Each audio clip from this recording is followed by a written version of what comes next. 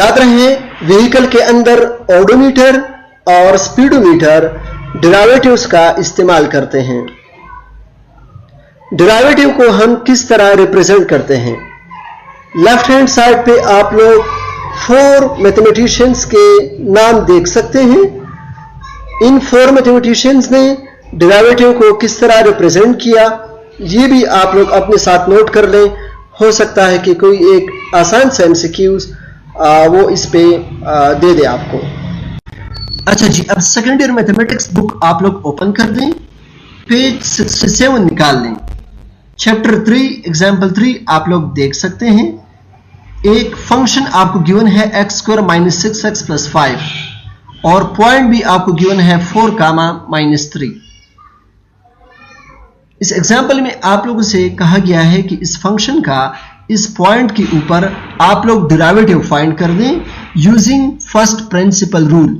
लेकिन याद रहे एमसीक्यूज में हम अपनी आसानी को देखेंगे, हम पावर रूल का इस्तेमाल करेंगे। इससे पहले आप लोग पावर रूल पढ़ चुके हैं, तो बहुत ही आसानी के साथ आप लोग इसको डिराइव कर सकते हैं। x² का डेरिवेटिव क्या आएगा, यहां आप लोग देख लें 2x। -6x का डेरिवेटिव क्या आता है, -6, और जो कांस्टेंट है आखिर में ये +5, इसका डेरिवेटिव क्या आएगा, 0, क्योंकि कांस्टेंट का डेरिवेटिव के साथ कोई काम नहीं होता। ठीक है, तो इसका अगर डेरिवेटिव मैं यहां पे लिखना चाहूं तो ये बन जाएगा 2x - 6। ठीक है, ये इसका डेरिवेटिव आ गया।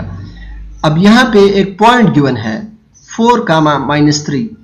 याद रहे जो पहला नंबर होता है वो x को रिप्रेजेंट करता है और जो दूसरा नंबर होता है वो y को रिप्रेजेंट करता है।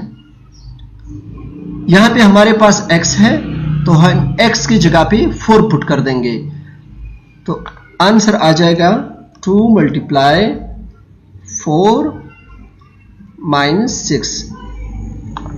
4 2 8 - 6, तो ये आ जाएगा 2। तो 2 जो है ये इस एग्जाम्पल का हमारे पास आंसर होगा। अच्छा जी, अब एग्जाम्पल 4 पेज 68। एग्जाम्पल 4 के टोटल 3 पार्ट्स हैं।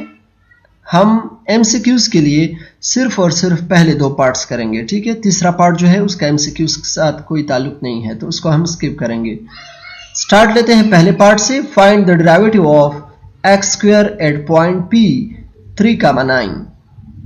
आपको एक फंक्शन गिवन है x² और आपसे कहा गया है कि आप इसका डेरिवेटिव फाइंड कर दें इस पॉइंट के ऊपर। तो पावर रूल की मदद से हम x² का डेरिवेटिव निकालेंगे। वो क्या आएगा, वो आ जाएगा 2x।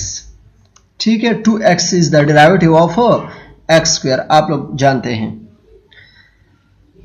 अब इस पॉइंट के ऊपर हम इसका डेरिवेटिव फाइंड करेंगे।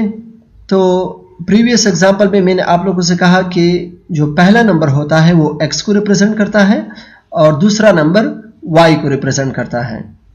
तो यहां पे हमारे पास x है, तो हम क्या करेंगे, 2 को अपनी जगह पे लिखेंगे, मल्टीप्लाई x की जगह पे मैं क्या लिखूंगा, यहां पे जो गिवन होगा शुरू में वो 3 है, तो ये मेरे पास आ जाएगा 2 3 6।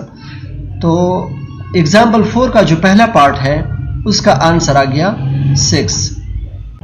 एग्जाम्पल 4 का पार्ट 2 अब सॉल्व करते हैं। Find the tangent line at point P 3, 9।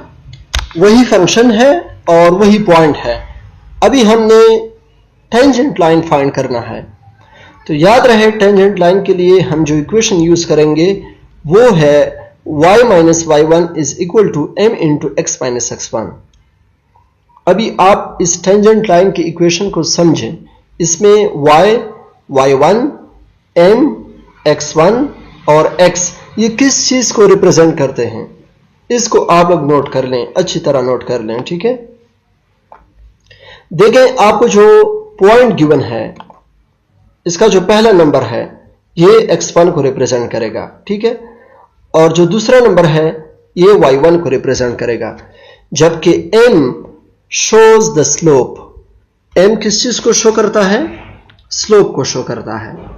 ठीक है, याद रहे पार्ट 1 का जो आंसर था, आंसर ऑफ पार्ट 1 वो किस चीज के बराबर था? वो m के बराबर था, ठीक है, और वो हमारे पास 6 आया था। तो इसका मतलब ये हुआ कि इस इक्वेशन में हम m की जगह पे 6 पुट करेंगे। तो आप लोग देख सकते हैं, वैल्यूज आप लोग पुट करते जाएं। y1 की जगह पे आप क्या पुट करोगे? 9, m की जगह पे 6 और x1 की जगह पे 3। तो ये तीनों वो वैल्यूज हैं जो मैंने बताई हैं, x1 3, y1 9 और n जो है ये पार्ट 1 का आंसर है, जो कि स्लोप को रिप्रेजेंट करता है, जो सबसे आखिर में आया था, ठीक है। तो ये तीनों चीजें आप इस इक्वेशन में पुट कर लें। इक्वेशन को आप लोग सिंप्लीफाई कर सकते हैं। y minus 9 is equal to 6x minus 6 3 18। तो ये आखिर में आपके पास जो टेंजेंट लाइन का इक्वेशन आएगा वो कुछ इस तरह होगा, y is equal to 6x minus 9। ये आपके पास आ जाएगा एग्जाम्पल 4 का पार्ट 2 आंसर। अच्छा जी, जाते जाते होमवर्क अपने साथ नोट कर लें। Exercise 3.1, question number 6 all parts by power rule, question number 7 part 1 and part 2, question number 8 all parts, ठीक है। इसके अलावा जनरलाइज्ड पावर रूल का फॉर्म आप लोग देख लें। अगर आपको एफ एफ एक्स गिवन है A X plus B whole power N, तो इसका डेरिवेटिव क्या होगा? एन को आप शुरू में ले आओ, इससे एक माइनस कर लो, और जब आप ब्रैकेट के अंदर जाओगे तो सिर्फ आप उस टर्म को छेड़ोगे जिसके साथ x हो, ठीक है। तो वो a है, तो यहाँ पे a आ गया। b के साथ x नहीं है, ये कांस्टेंट है, तो इस वजह से आप इसको स्किप कर दोगे। बाकी होमवर्क